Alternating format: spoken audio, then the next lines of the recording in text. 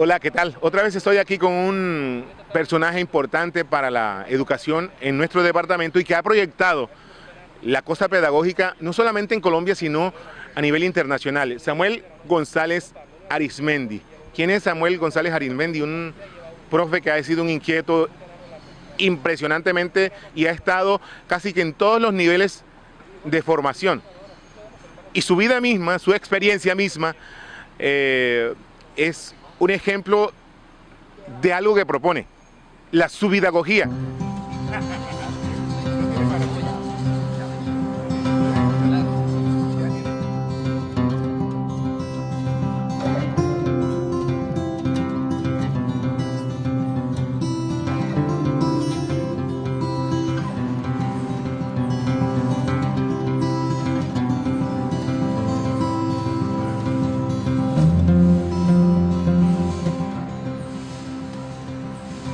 Bueno, la subidagogía es la relación que mantiene una persona, cualquiera que sea, con el mundo que lo rodea y la actividad a la que se dedica.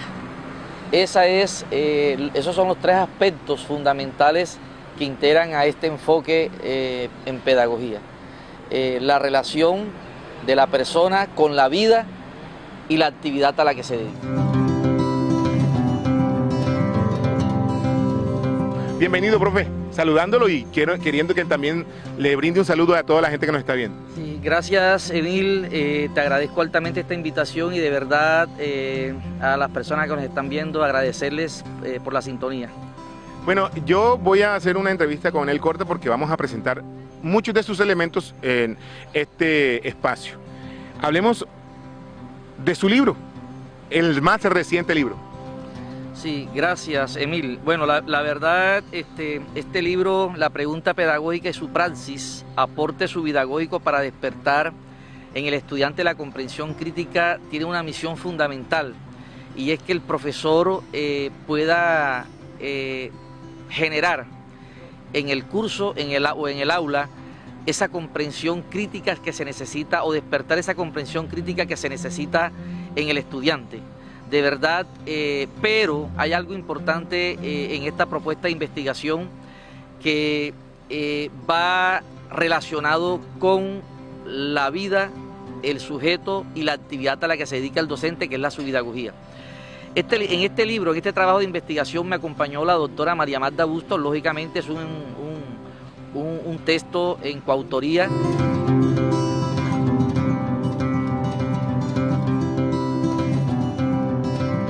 Bueno, mire, para construir este enfoque pedagógico se tuvo que acudir a varios teóricos realmente, pero bueno, la subidagogía es la reivindicación de la persona misma, ¿sí? De la persona, de lo que él hace, de lo que la persona se dedica. Por ejemplo, en el caso de mi persona, que soy profesor, yo relaciono mi persona, mi vida, desde la niñez hasta donde yo voy actualmente, con el mundo que me envuelve y la pedagogía, que es la actividad a la cual yo me dedico.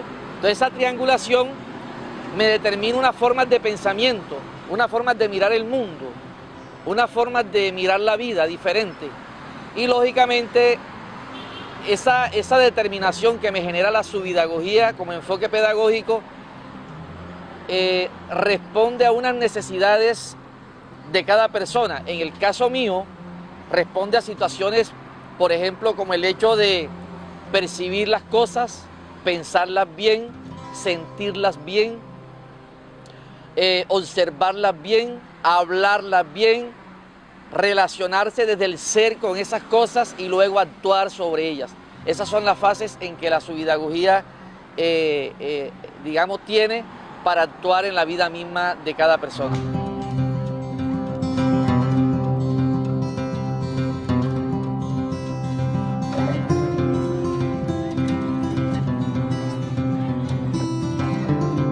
La subidagogía es producto de una investigación que tiene 20 años, en la que se logró cruzar mucha información en instituciones educativas, desde la básica a la universidad, inclusive a los posgrados. Es una investigación que en el cruce de información arrojó ese concepto, ese neologismo, por decirlo así, como producto de esas tres categorías grandes que lo integran.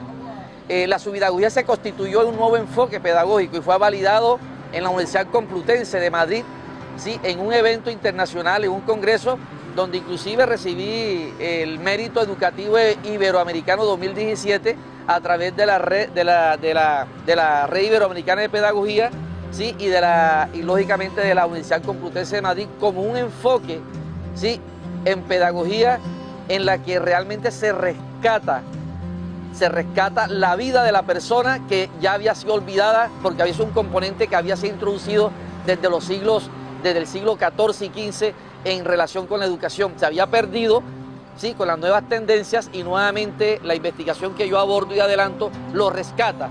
Es decir, la vida como elemento fundamental para los procesos de formación y de educación.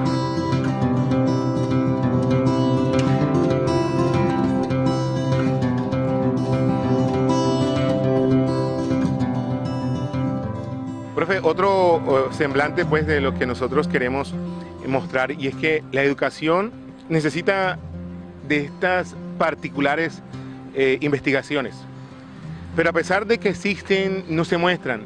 ¿Qué cree usted que ocurre? Bueno, ahí sí creo que el mismo país, Colombia, necesita abordar unos procesos mucho más visibles para todas las personas que de otra forma nos dedicamos a actividades, inclusive a la música, la pintura, cuántos artistas no están, que no se conocen, escritores, investigadores. Entonces realmente sí tiene que los municipios, los departamentos y el mismo Estado como tal abordar propuestas más visibles y tener mayores posibilidades de que la gente se dé a conocer. Y en el caso de la escritura, hombre, por favor, es muy difícil escribir en Colombia por varias razones. Las editoriales son pocas, en el caso de la costa caribe colombiana, el reconocimiento mismo de las mismas es una tramitología enorme, y no es fácil escribir porque también hay que saber escribir en Colombia por el problema social que tenemos.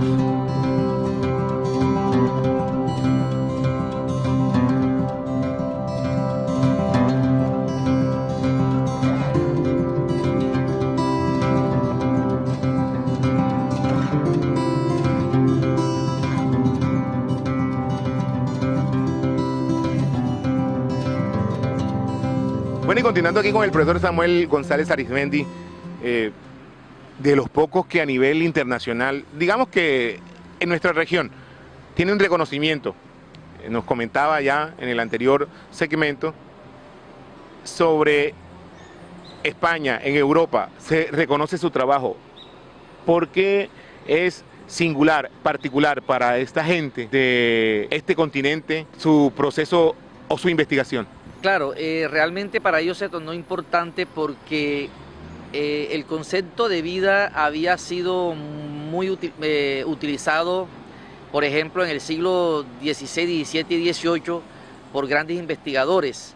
Fue uno de los conceptos que logró plasmarse para reivindicar un nuevo concepto de sujeto en la humanidad. Pero a partir de, por ejemplo, el caso de Crowley, de Rousseau, de todos estos investigadores, de Illich, en el caso, por ejemplo, de Dilthey, de Diu, todos estos escritores hablaron sobre el concepto de vida en la educación. Pero como todo, de luego ese concepto se fue perdiendo y se fue sacando del proceso de educación y formación de la persona. Y yo lo rescato en esto, es decir, en este siglo XXI, en el siglo XX prácticamente el concepto desaparece de la educación. Entonces yo lo rescato a finales de siglo XX. Este trabajo que yo vengo adelantando nació en el año 1998, al 18 van 20 años, y resulta que yo lo rescato en este enfoque subpedagógico en la que lo coloco como elemento fundamental para la transformación de la persona. No se puede actuar en la vida sin tener en cuenta el concepto de la vida misma como tal.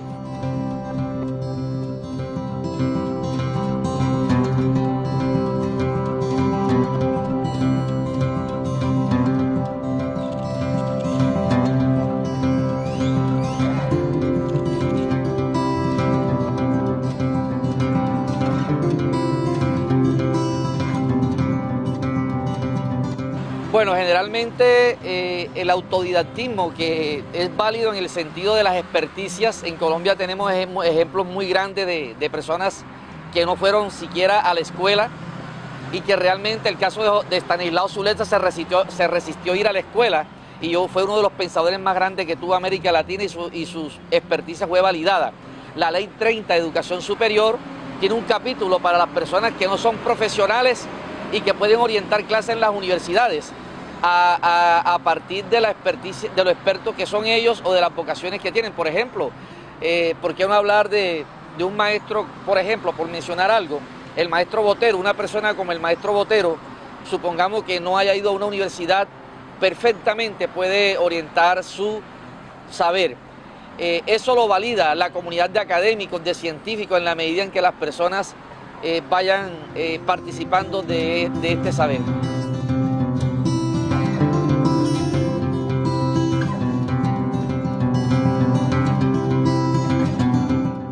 En el caso de la profesión del periodismo o de la comunicación social, realmente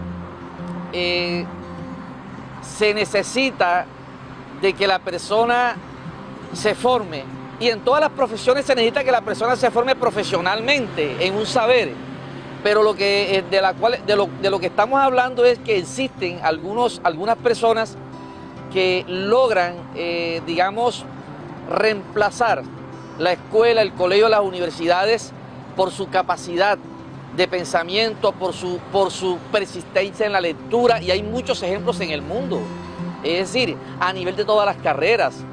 Inclusive hay personas que no son periodistas en este país, pero son profesionales en otras áreas, pero se vuelven expertas en la materia, es decir, y son hasta profesores de comunicación sin ser comunicadores. Algunos tienen profesiones, química, otros tienen otras profesiones, y vamos a encontrar algunos que realmente lo hacen muy bien, pero es cierto de que algunos tratan de improvisar, de cometer errores morfosintácticos, de tipo léxico, semántico, inclusive cuando están hablando, y ahí sí es un problema serio.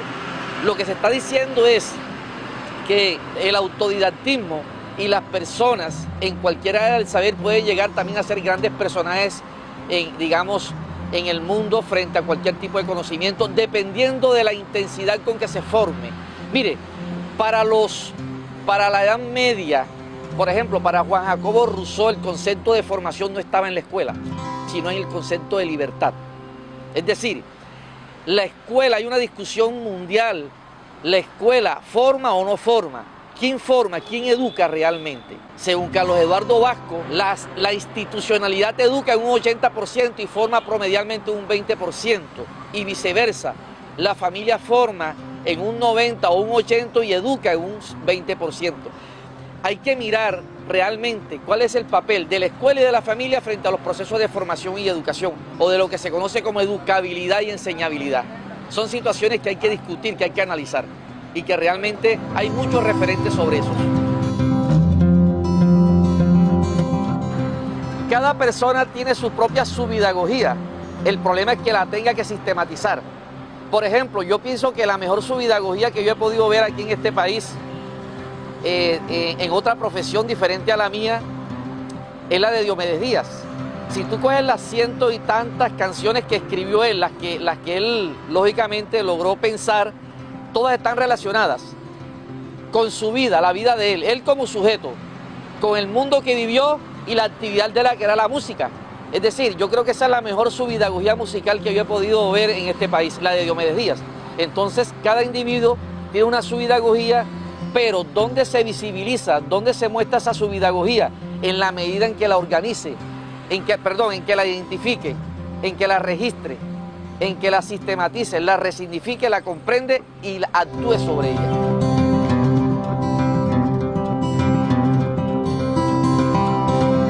El hombre caribeño, el cromosoma del hombre caribe, que eso es una obra que estoy adelantando actualmente, el cromosoma del hombre caribe y de la mujer caribe,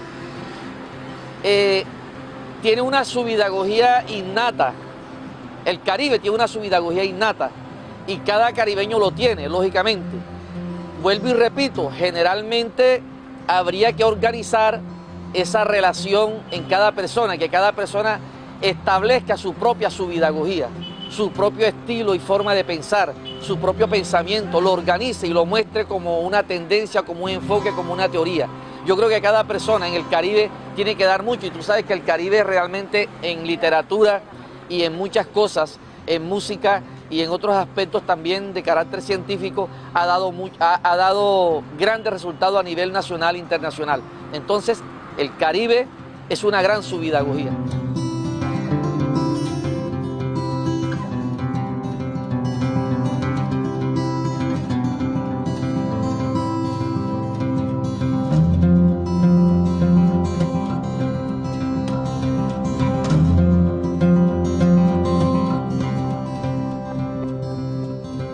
Bueno, Samuel González Arizmendi, por último, ya de pronto con su mirada, el país, ¿cómo va? En el ámbito político, en el ámbito de la cosa ética, en el ámbito cultural, ¿cómo siente usted que va el país? Bueno, Colombia realmente ha sido históricamente un país en términos de Freud compulso, un país compulso. Desde la perspectiva que yo lo miro, caramba, en Colombia nos falta algo. Y es que, así lo voy a decir muy castizamente, el día que un colombiano deje de pensar en la maldad, ese día Colombia cambia. Por ejemplo, hacer que el de la tienda, a sabiendas que el queso que vende tiene, por ejemplo, larvas o está malo, lo sigue vendiendo. El día de que el que vende cualquier mecato que sabe que está pasado de fecha, lo vende. El profesor que no hace la clase bien, el médico que cobra exageradamente una cirugía, un valor exagerado, o hace algo para atender a su paciente, el abogado, el economista, o sea, todo colombiano, mientras realmente no se resignifique como persona, cambie como persona, ese día, hasta ese día Colombia va a cambiar, cuando empecemos a ser diferentes. Cada persona debe aportar algo totalmente significativo a la vida y que sea nutrido para cada persona en Colombia. Pero cuando dejemos de pensar en la maldad realmente, en que yo me vuelo un semáforo, en que me le robo una plata al otro, en que realmente se viola al niño, en que yo atraco al otro, ese día, mientras estemos así, no vamos a cambiar. Ese día Colombia empezará a cambiar cuando seamos diferentes, cuando seamos realmente, tengamos una cultura, la cultura que tenemos, que sí la tenemos, cada región tiene su cultura, mejor, tenemos una forma de representación diferente. Empecemos a mirar al otro con respeto, en términos de Manuel Levinas, consideración con el otro, el respeto, el amor por el otro, la filantropía, realmente reconocimiento en el otro. Y en el caso de los políticos, también, el día que un político en Colombia le sirva a la política como ciencia, desde lo social, ¿sí? Desde lo político, desde lo económico y lo cultural, ese también día los políticos cambian este país y le servirán realmente a un país como el nuestro. Pero los políticos, digamos, no le aportan lo que le deben aportar a este país, porque no actúan de buena fe en su mayoría.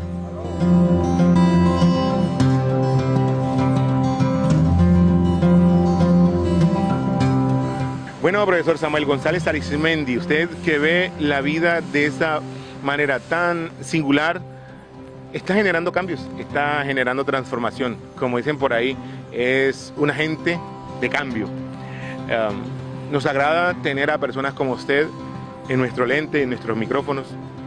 Y no sé cuál es el mensaje para despedir esta entrevista, este documento audiovisual que estoy seguro muchas personas interesadas en la transformación van a compartir, van a ver. Bueno, de verdad, desde la función que me atañe a mí, como es la docencia, diariamente construyo país, y construyo país a través de mis estudiantes, de lo que hago, de lo que realizo en el aula, de lo que les menciono, de esa relación que permanentemente les hago del sujeto, que es la persona, de la vida, que es ese mundo de tensiones en el cual se envuelven, y de la actividad a lo que se dedican ellos, que son los estudiantes, en ese caso particular.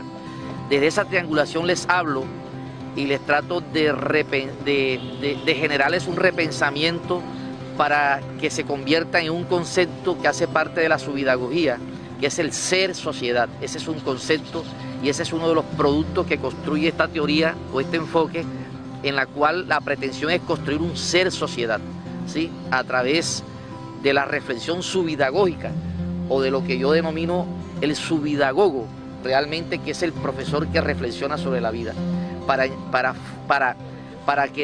dentro de los 4 procesos que uno aborda en el aula, por ejemplo, desde la educatividad, desde la educabilidad, enseñabilidad, aprendibilidad, que son 4 procesos de todo profesor en el aula. Desde esos 4 procesos yo construyo país e invito a todos los profesores, desde el preescolar a los posgrados, ¿sí?, a las familias, a la sociedad en general, a construir país, a construir una sociedad, una mejor sociedad, a construir un mejor Colombia. Yo creo y repito nuevamente que el día en que el colombiano piense de una manera diferente a como está pensando actualmente, ese día Colombia deja de ser Locombia. Gracias, profe. Y nosotros más adelante continuaremos con temas de actualidad, con entrevistados y con personajes que transforman este país.